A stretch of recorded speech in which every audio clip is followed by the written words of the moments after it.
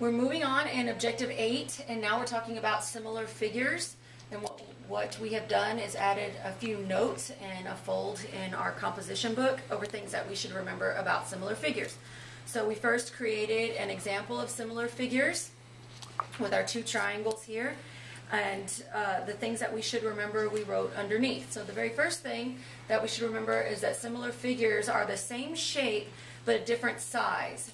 And it's not limited to any type of shape. It could be triangles, rectangles, pentagons, octagons.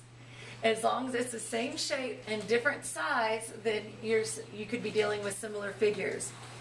This is the symbol for similar figures. So if it tells you that triangle ABC and then you see this symbol, it's a triangle DEF, then you know that you're dealing with similar figures. Kind of looks like a sideways S, S for similar.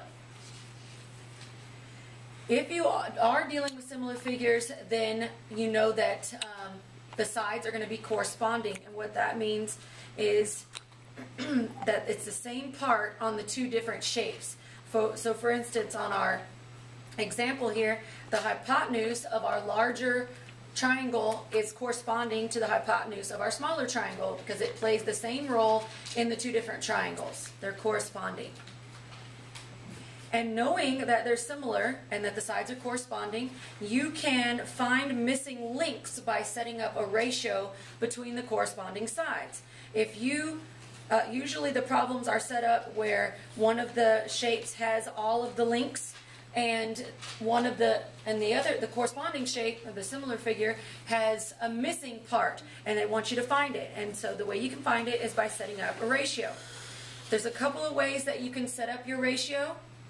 The first one would be to put all of the small triangle information equals the large triangle information with the corresponding parts facing off with one another.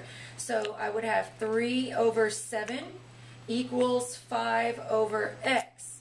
And to solve my proportion, I need to cross multiply, and that's going to give me 3x equals 35.